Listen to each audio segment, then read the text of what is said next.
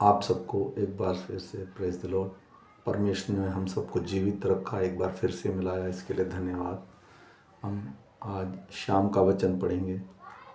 तारीख है 18/11/2024 और हम एक छोटी सी प्रार्थना करेंगे। धन्यवाद है महान और सामर्थ्य और जीवित है परमेश्वर, तेरे पवित्र नाम को धन्यवाद प्रभु जी। प्रभु आज का वचन प्रभु यजकेल नबी के द्वारा प्रभु जी 8, 9 और 10 हम पढ़ेंगे। इसके पढ़े और सुने जाने पर आशीष करना, आमीन।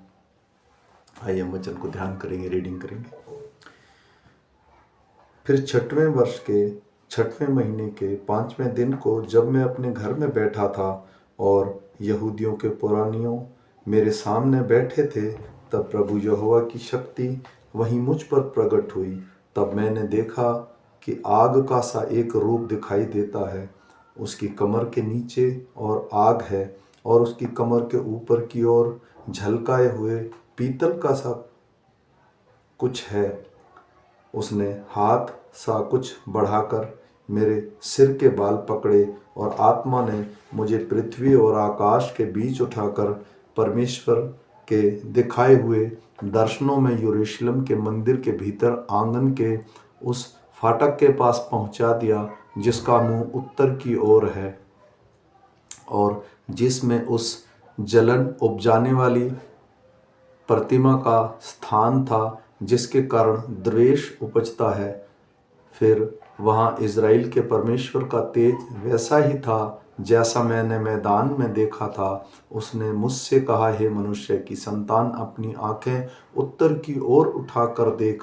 अंत मैंने अपनी आंखें उत्तर की ओर उठाकर देखा कि वेदी के फाटक के उत्तर की ओर उसे प्रवेश स्थान ही में वह डहा उपजाने वाली प्रतिमा है। तब उसने मुझसे कहा, हे मनुष्य की संतान, क्या तू देखता है कि ये लोग क्या कर रहे हैं? इज़राइल का घराना क्या ही बड़े घृणित काम यहाँ करता है, ताकि मैं अपने पवित्र स्थान से दूर हो जाऊं, परंतु तू इनसे भी अधिक घृणित काम देखेगा। तब वह अपने आंगन के द्वार पर ले गया और मैंने देखा कि दीवार में एक छेद है। तब उसने मुझसे कहा, हे मनुष्य के संतान, दीवार को फोड़।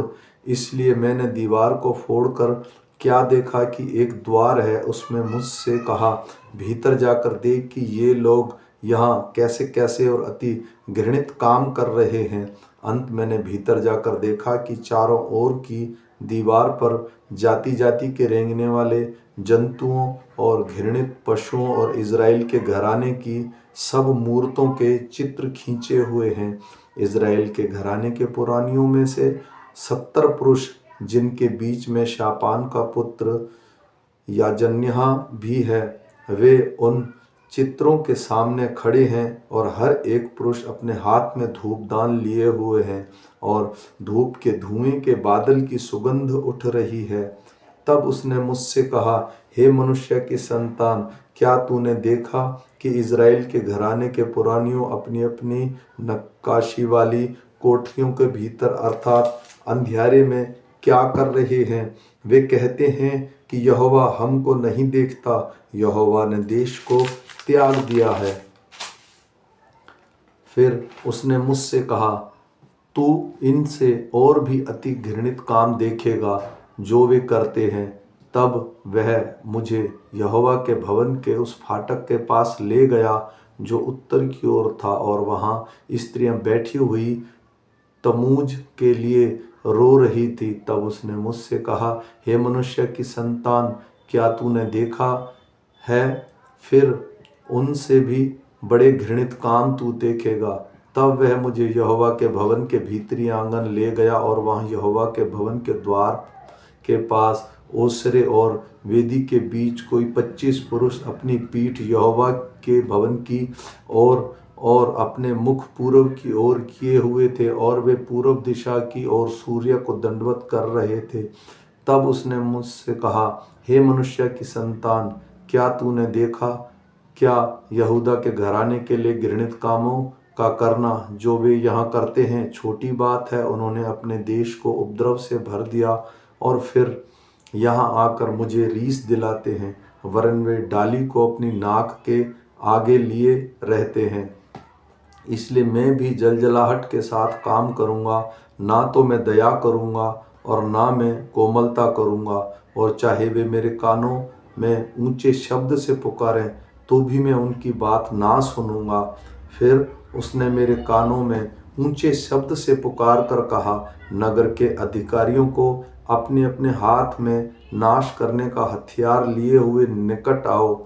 इस पर 6 पुरुष उत्तर की ओर से ऊपरी फाटक के मार्ग से अपने हाथ में घात करने का हथियार लिए हुए आए और उसके बीच सन का वस्त्र पहने, कमर में लिखने की दवात बांधे हुए एक और पुरुष था। और वे सब भवन के भीतर जाकर पीतल की वेदी के पास खड़े हुए। तब इज़राइल के परमेश्वर का तेज करूबों पर से, जिनके ऊपर वह रहता था, भवन की देवड़ी पर उठ आया था और उसने उन सब के वस्त्र पहने हुए पुरुषों को, जो कमर में दवात बांधे हुए था, पुकारा। और यहोवा ने उनसे कहा, इस यरूशलेम नगर के भीतर इधर उधर जाकर जितने मनुष्य उन सब घृणित कामों के कारण जो उसने किए जाते हैं, सांस भरते हैं और दुख मारे चिल्लाते हैं, उनके माथे पर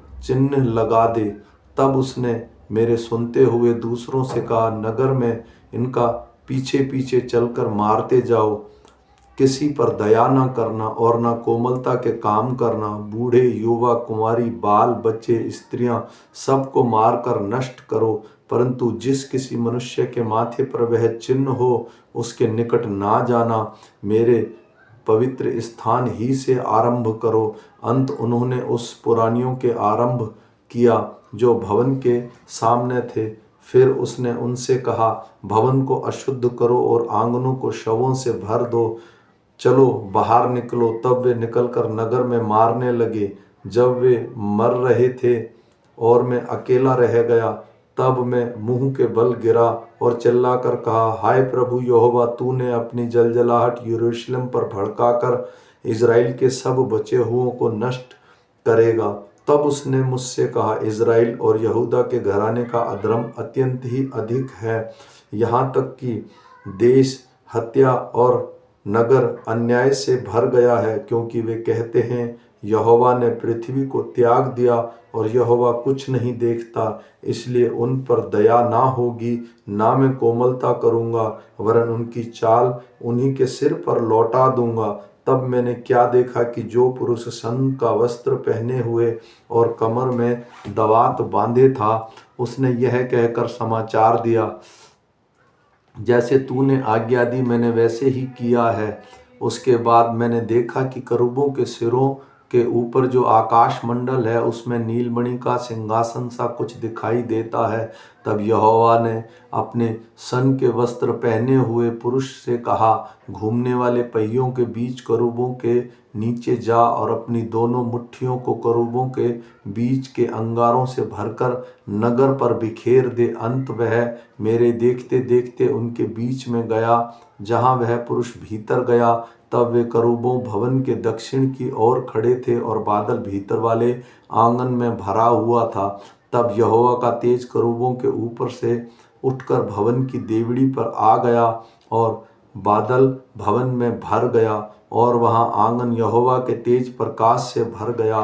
करूबों के पंख का शब्द बाहरी आंगन तक सुनाई देता था और सर्वशक्तिमान परमेश्वर के बोलने का सा शब्द था। जब उसने सन के वस्त्र पहने हुए उस पुरुष को घूमने वाले पहियों के भीतर करूबों के बीच में से आग लाने की आज्ञा दी, तब वह उसके बीच में आकर एक पहिए के पास खड़ा हुआ। तब करूबों के बीच से एक करूब ने अपना हाथ बढ़ाकर उस आग में से जो करूबों के बीच में थी कुछ उठकर सन के वस्त्र पहने हुए पुरुष की मुट्ठी में दे दी और वह उसे लेकर बाहर चला गया। करूबों के पंखों के नीचे तो मनुष्य का हाथ सा कुछ दिखाई देता था। तब मैंने देखा कि करूबों के पास 4 पहिए, अर्थात एक एक करूब के पास एक एक पहिया है और पहियों का रूप फिरोजा का सा है। उनका रूप ऐसा है और चारों एक से दिखाई देते हैं, जैसे एक पहिए के बीच दूसरा पहिया हो। चलने के समय वे अपने चारों अलंगों के बल से चलते हैं और चलते समय मुड़ते नहीं, वरन जिधर उनका सिर रहता है वे उधर ही उसके पीछे चलते हैं, और चलते समय वे मुड़ते नहीं। पीठ, हाथ और आँखों समेत करूबों का सारा शरीर और जो पहिए उसके थे वे सब के सब चारों ओर आँखों से भरे हुए हैं। मेरे सुनते हुए इन पहियों को चक्कर कहा गया, अर्थात घूमने वाले पहिए। एक एक चार चार मुख थे, एक तो करूब का सा, दूसरा मनुष्य का सा, तीसरा सिंह का सा और चौथा उकाब पक्षी का सा। करूब भूमि पर से उठ गए। ये वे ही जीवधारी हैं जो मैंने कबार नदी के पास देखे थे। जब जब वे करूब चलते थे तब तब वे पहिए उसके पास पास चलते थे, और जब जब करूब पृथ्वी से उठने के लिए अपने पंख उठाते तब तब पहिए और उसके पास से नहीं मुड़ते थे। जब वे खड़े होते तब वे भी खड़े होते थे, और जब वे उठते तब उनके संग वह भी उठते थे, क्योंकि जीवधारी की आत्मा उनमें रहती थी। यहोवा का तेज भवन की देवड़ी पर से उठकर करूबों के ऊपर ठहर गया। तब करूब ने अपने पंख उठाकर मेरे देखते देखते पृथ्वी पर से उठकर निकल गए, और पहिए भी उसके संग संग, और वे सब यहोवा के भवन के पूर्व फाटक में खड़े हो गए, और इज़राइल के परमेश्वर का तेज उनके ऊपर ठहरा रहा। ये वे ही जीवधारी हैं जो मैंने कबार नदी के पास इज़राइल के परमेश्वर के नीचे देखे थे, और मैंने जान लिया कि वे करूब हैं। हर एक के चार मुख और चार पंख के नीचे मनुष्य का हाथ से भी थे। उनके मुख का रूप वही है जो मैंने कबार नदी के तट पर देखा था। उनके मुख ही क्या, वरन उनकी सारी देह भी वैसी ही थी। वे सीधे अपने अपने सामने ही चलते रहते थे। आमीन, फिर आमीन। ये छोटा सा वचन है, ये रीडिंग है बाइबल। अगर हम कंटिन्यू पढ़ते रहेंगे और कंटिन्यू हम सुनते रहेंगे तो परमेश्वर हमें ज़रूर आशीष करेगा। इसके द्वारा मैं विश्वास करता हूँ जितने लोग इसे ऑनलाइन देखें, अपने मसीह भाई बहनों को ये शेयर करें। ये सिर्फ मसीह भाई बहनों के लिए है जो परमेश्वर की उपस्थिति लाना चाहते हैं, उसके राज्य को बढ़ाना चाहते हैं। फिर मिलेंगे सुबह के वचन के साथ 19 तारीख तक। तब तक सबको प्रेज द लॉर्ड। आमीन।